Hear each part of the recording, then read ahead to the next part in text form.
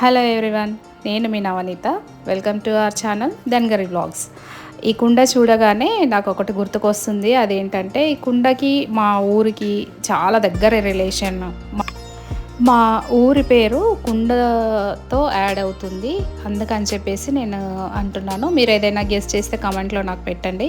ఇప్పుడు వీడియోలోకి వెళ్ళిపోదాము. ఇక్కడ నేను ఏంటంటే కుండ చికెన్ చేస్తున్నా. అది మామూలుగా అందరూ జనరల్గా చేసుకునేదే, కాకపోతే నా స్టైల్లో నేను ఎలా చేస్తాను అనేది మీకు చూపిస్తాను. ముందుగా చికెన్ని ఎప్పుడు తెచ్చుకున్నా ఒక 2 నిమ్మకాయలు పిండేసి ఈ విధంగా కలిపిన తర్వాత వాటర్ వేసి కడగాలి. అలా కడిగితే ఏంటంటే చికెన్ అస్సలు స్మెల్ ఉండదు, కర్రీ కూడా ముక్క అనేది చిట్లిపోకుండా ఉంటుంది. నేను ఇక్కడ టమాటోస్ కట్ చేయడం ఎందుకు చూపిస్తున్నానంటే ఇది మెయిన్ ఇంగ్రీడియంట్ ఇందులోకి. ఈ టమాటోలని ఈ విధంగా హాఫ్గా కట్ చేసుకోవాలి. నేను ఇంతకుముందు పొడుగ్గా ఇలా కాకుండా సగానికి కట్ చేసుకోవాలి.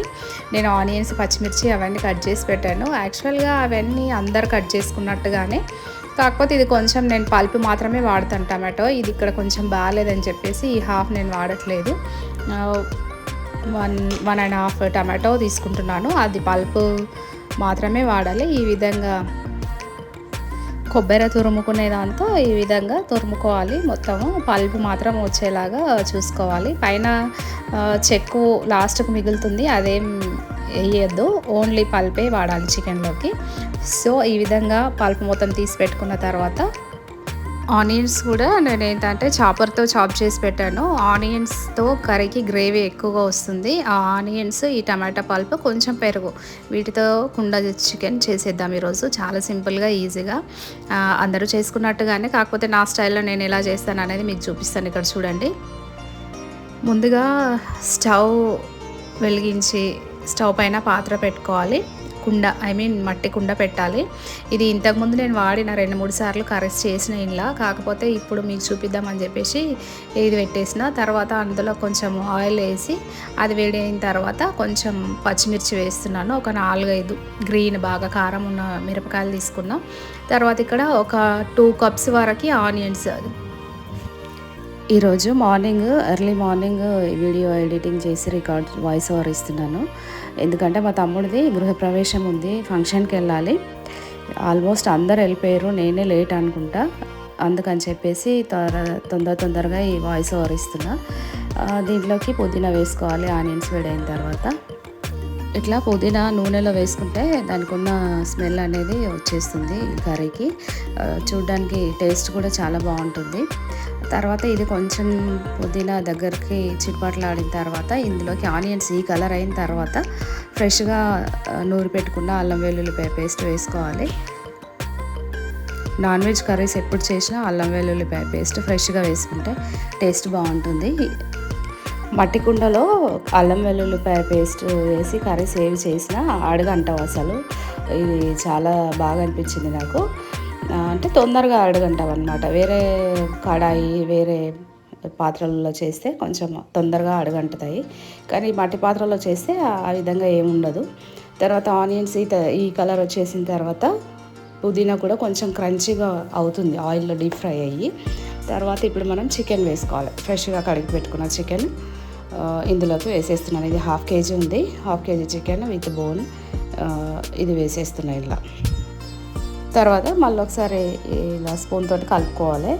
స్పూన్ ఏంటంటే మనకు వేరే వాటిల్లో వండి కుండలో వండడం కొంచెం ఇబ్బందిగా అనిపించింది, పగిలిపోతుందేమన్న టెన్షన్తో చేయాల్సి వస్తుంది. తర్వాత ఒకసారి అలా కలుపుకొని పసుపు వేసుకుంటున్నాను, 1/2 టీస్పూను. ఇది ఇంట్లో పట్టించిందే, కలర్ చాలా బాగా వస్తుంది, అందుకని చెప్పి 1/2 టీస్పూనే వేసాను. తర్వాత ఇందులోకి సాల్ట్ మనము ఇప్పుడు వేస్తే ముక్కకు సాల్ట్ పడుతుంది, లేదంటే కర్రీ అయిన తర్వాత గ్రేవీలోకి ముక్క తింటూ ఉంటే ముక్కకు సాల్ట్ అనేది ఉండదు. ఇలాంటి టైంలోనే మనం ఉప్పు, కారం, పసుపు వేసుకుంటే ముక్కకు బాగా పట్టి ఈ కర్రీ జొన్న రొట్టెలకే కానీ ఫ్రైడ్ రైస్లోకి కానీ తింటే చాలా టేస్టీగా ఉంటుంది. ముక్కకు ఉప్పు, కారం పట్టేసి గ్రేవీతో చాలా డిఫరెంట్ టేస్ట్ ఉంటుంది. తర్వాత ఇలాంటి కన్సిస్టెన్సీ ఉన్నప్పుడు కారం వేసుకోవాలి. సాల్ట్ కొంచెం వేయగానే చికెన్ అనేది కొంచెం వాటర్, అంటే అందులో ఉన్న వాటర్ బయటకు వచ్చేస్తుంది. అలాంటి టైంలో ఇప్పుడు మనం ఇందులోకి కారం వేసుకోవాలి. మనము పోపు వేసేటప్పుడు కారం పచ్చిమిరపకాయలు కారంగా ఉన్నాయి వేసినాం కాబట్టి ఇందులోకి ఎర్ర కారం అనేది కొంచెం తక్కువగా వేస్తున్నా. ఆ కారం ఈ కారం సరిపోతుందన్న ఇంటెన్షన్తో అది చూసుకొని వేసుకోవాలి. మామూలుగా నల్లకాయలకు కారం ఎక్కువ ఉంటుంది మిరపకాయలకు, అందుకని చెప్పి ఎర్ర కారం కొంచెం తక్కువ వేస్తున్నాను నేను. ఈ కారం ఆ కారం బ్యాలెన్స్డ్గా సరిపోతుంది.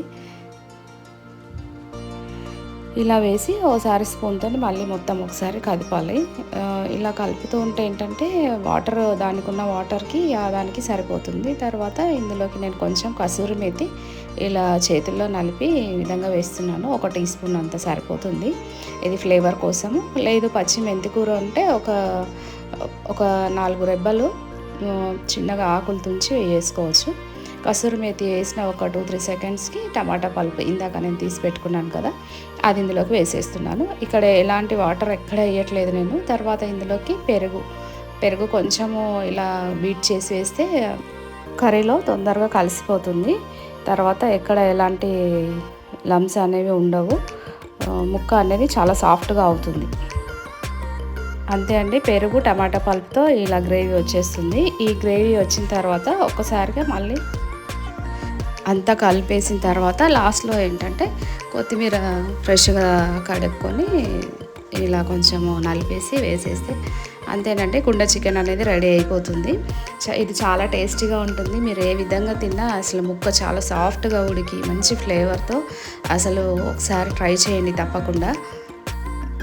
ఈ కర్రీలోకి కాంబినేషన్ బగారా అన్నం బాగుంటుందండి. బగారా రైస్ ఎలా చేయాలో కూడా నేను ఇక్కడ చూపిస్తున్నాను.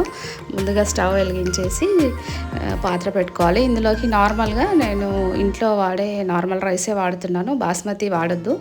జనరల్గా ఇంకా కొంచెము దొడ్డు బియ్యం ఉంటే ఇంకా బాగుంటుంది. ముందుగా ఆయిల్ వేసేసి ఇందులోకి కొంచెం ఇలా లావు ఉన్నాయి తొందరగా వేస్తే బాగుంటుంది గరం మసాలా అనమాట. దాల్చిన చెక్క, ఇలాచి, లవంగ, పచ్చిమిరపకాయలు, బిర్యానీ ఆకు, తర్వాత ఇందులోకి ఆనియన్స్ కొంచెం రఫ్గా కట్ చేసుకోవాలి, కొంచెం మందంగా కట్ చేసుకోవాలి ఈ బగారా అన్నానికి. సో బగారా వేసేటప్పుడు ఇందులోకి కొంచెము మనము జీలకర్రనే కానీ షాజీరానే కానీ ఉంటే వేసుకోవచ్చు. షాజీరా లాస్ట్లో వేస్తాను, అది సన్నం ఉంటుంది తొందరగా వేగిపోతుంది కాబట్టి అది కొంచెం లాస్ట్లో వేస్తాను నేను. ఫ్లేవర్ కూడా బాగుంటుంది. సేమ్ యాజ్ ఇట్ ఈజ్గా ఇందాక ఫ్రెష్గా కట్ చేసి పెట్టుకున్నాం కదా, నేను కర్రీలోకి వాడిన మిగిలిన పుదీనా ఇందులోకి వేస్తున్నాను. బగారన్నంకి చాలా సింపుల్ ఇంగ్రీడియంట్స్, ఎంత తక్కువ వేస్తే అంత టేస్ట్ ఉంటుంది. తర్వాత ఓ స్పూన్ అల్లం వెల్లుల్లిపాయ పేస్ట్ వేసుకోవాలి. ఇవి మొత్తం కొంచెం రోస్ట్ కలర్ బ్రౌన్ వచ్చేదాకా ఉంచుకోవాలి, కలుపుతూ ఉండాలి. ఇందులోకి నేను ఏంటంటే కరివేపాకు రెబ్బలు వేస్తున్నాను ఒక 2. బిర్యానీ ఆకు వేసినా సరే కానీ కరివేపాకు వేసుకోవాలి బగారన్నానికి, అప్పుడు ఫ్లేవర్ బాగుంటుంది. ఇప్పుడు ఇవన్నీ ఇదైన తర్వాత ఇందాక చెప్పాను కదా షాజీరా, ఇది లాస్ట్లో వేస్తున్నాను. ముందుగా వేస్తే అది మాడిపోయి కొంచెం వాసన వేరుగా ఉంటుంది, అందుకని చెప్పేసి నేను ఈ విధంగా వేస్తున్నాను. కలర్ మాత్రం ఈ విధంగా రావాలి అన్నీ కలిపి. ఇలాంటి గోల్డెన్ బ్రౌన్ ఆనియన్ ఈ మసాలా అంతా ఇలా వచ్చిన తర్వాత వాటర్ 1:2 రేషియోలో వాటర్ వేసుకోవాలి. నేను ఇక్కడ 2 గ్లాసులు బియ్యం తీసుకున్నాను, దానికి గాను అదే గ్లాస్తో 4 గ్లాసులు వాటర్ వేస్తున్నాను. వాటర్ వేసేసి వాటర్లో మనము కొంచెం సాల్ట్ ఇప్పుడే చెక్ చేసుకోవాలి, ఎందుకంటే మనము వంపడానికి ఉండదు, అన్నం ఇందులోనే ఉడికిపోతుంది కాబట్టి సాల్ట్ అనేది చూసి వేసుకోవాలి. ఇందులోకి బఠానీ, క్యారెట్ అలాంటివి ఏం వేయద్దు. చెప్పిన కదా బగారన్నం అంటే జస్ట్ ఉట్టి మనము అల్లం వెల్లుల్లిపాయ పేస్ట్, జీలకర్ర, ఆనియన్స్, పచ్చిమిర్చితో వేసినా కానీ చాలా టేస్ట్ ఉంటుంది. ఇలా ఎసరు వచ్చి కొంచెం ఎసరు పొంగుతూ ఉన్న టైంలో మనం పక్కకు కడిగి పెట్టుకున్న రైస్ ఏవైతే ఉన్నాయో అవి ఇందులోకి వేసేసుకోవాలి. ఇది చాలా సింపుల్ అండ్ ఈజీ, అందరికీ తెలిసే ఉంటుంది. కాకపోతే ఇలా చేసే కర్రీకి ఈ విధంగా చేసుకునే రైస్ కాంబినేషన్ బాగుంటుందని చెప్పేసి నేను చేస్తున్నాను. ఖచ్చితంగా ఇలాగే చేయాలని కాదు, కాకపోతే ఇది మా ఇంట్లో వాళ్ళు తినేదాన్ని బట్టి నేను ఈ విధంగా చేస్తున్నాను. ఎప్పుడు జనరల్గా చికెన్ ఎప్పుడు చేసినా ఈ ఫ్రైడ్ రైస్ కంపల్సరీ అనమాట. సో దానికోసం అని చెప్పేసి రైస్ ఇందులో వేసేస్తున్నాను. వేసేసి అన్నీ ఒకేసారి మంచిగా కలిపేసి సాల్ట్ చెక్ చేసుకొని అలా లిడ్ క్లోజ్ చేసి ఒక 10 మినిట్స్ వదిలేసేయాలి. రైస్ అనేది రెడీ అయిపోతుంది. ఈ వీడియో ఎడిటింగ్ వాయిస్ ఓవర్ నైటే ఇద్దామనుకున్నా, స్టార్ట్ చేసిన ఒక 2-3 మినిట్స్కి మా పక్కింట్లో పెళ్ళి, ఆ సౌండ్కి అస్సలు వాయిస్ ఓవర్ ఇవ్వడం కుదరలేదు. ఇప్పుడు మార్నింగ్ ఎర్లీ మార్నింగ్ ఇస్తున్నాను. ఇది యాక్చువల్గా ఈవినింగ్ పోస్ట్ చేయాలి. అక్కడ మేము ఊరికి వెళ్తున్నాం కాబట్టి సిగ్నల్ ఉంటుందో ఉండదో అన్న ఇంటెన్షన్తో ఇక్కడ ఎడిట్ చేసి వాయిస్ ఓవర్ ఇచ్చి తీసుకెళ్తున్నాను. చూద్దాం మరి ఇంకా ఈవినింగ్ ఏ టైంలో అప్లోడ్ అవుతుందో అనేది సిగ్నల్స్ని బట్టి అప్లోడ్ చేస్తాను.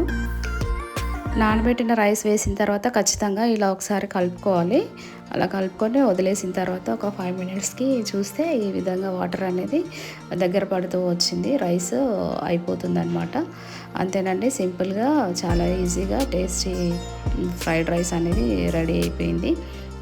బగారన్నం ఇందులోకి లాస్ట్లో ఏంటంటే ఈ విధంగా వచ్చిన తర్వాత ఒకసారి మళ్ళీ కలుపుకొని ఒక 2-3 మినిట్స్ అలా క్లోజ్ చేసి స్టవ్ సిమ్లో పెట్టేసి ఒక 3-4 మినిట్స్ వరకు ఉంచేసేయాలి. అలా ఉంచితే రైస్ అనేది ఏదైనా పలుకుగా ఉన్నా ఇంకేమైనా ఉన్నా సెట్ అయిపోతుంది. అంతేనండి, ఇక్కడ మా బగారన్నం అయితే రెడీ అయింది. ఈ విధంగా వచ్చేసింది. దీనిలోకి ఇప్పుడు ఒకసారి ఇలా పై లేయర్ ఫ్లిప్ చేసుకొని ఇందులోకి కొంచెం కొత్తిమీర, ఫ్రెష్గా తరిగి పెట్టుకున్న కొత్తిమీర వేసేస్తే వేడి వేడి బగారన్నం రెడీ అయిపోయింది. తర్వాత ఏంటంటే ఈ చికెన్ ఉన్నప్పుడు ఖచ్చితంగా మజ్జిగ ఉండాలి కాబట్టి నేను పెరుగు రాయితా చేస్తున్నాను. అది కూడా చాలా సింపుల్గా ఇంట్లో తోడుపెట్టిన పెరుగు, అందులోకి సన్నం తరిగి పెట్టుకున్న ఆనియన్స్ వేస్తున్నా. చాపర్తో చేశాను కాబట్టి అన్నీ ఒకేసారి అన్నిటికీ సరిపడా చేసి పెట్టాను నేను ముందుగానే. తర్వాత ఇందులోకి ఏంటంటే పచ్చిమిర్చి ఒక 2-3, కారం ఎక్కువగా ఉంటే ఒక మిరపకాయ సరిపోతుంది, లేదంటే ఒక 2-3 ఇంత పెరుగుకి. తర్వాత ఇందులోకి సాల్ట్ చెక్ చేసుకోవాలి. తర్వాత ఏంటంటే ఒక 1/4 పార్ట్ టమాటో వేస్తున్నాను. అది సన్నం కొంచెం కట్ చేసి తర్వాత కొత్తిమీర. అంతేనండి, పెరుగు రైతా అనేది రెడీ అయిపోతుంది. లాస్ట్లో ఏంటంటే కొంచెం మనకు ఫ్లేవర్ ఇవ్వడానికి డైజెషన్కి కూడా బాగుంటుంది. రోస్టెడ్ జీరా పౌడర్ ఇది ఇంట్లో చేసి పెట్టాను నేను. ఇప్పుడు సమ్మర్ వస్తుంది కాబట్టి ఇంట్లోకి సడన్గా ఎవరైనా గెస్ట్లు వస్తే మజ్జిగ చేసి అందులో కూడా కలిపి ఇచ్చేస్తుంటాను. సో అంతేనండి, పెరుగు రైతా అనేది రెడీ అయిపోయింది. మీరు కూడా ఒకసారి నా స్టైల్లో ఈ విధంగా ట్రై చేసి చూడండి. కుండ చికెన్, బగారన్నం, పెరుగు రైతా ఈ కాంబినేషన్ చాలా బాగుంటుంది. మీకు కనుక నా వీడియో నచ్చినట్టయితే like, share and subscribe to my channel.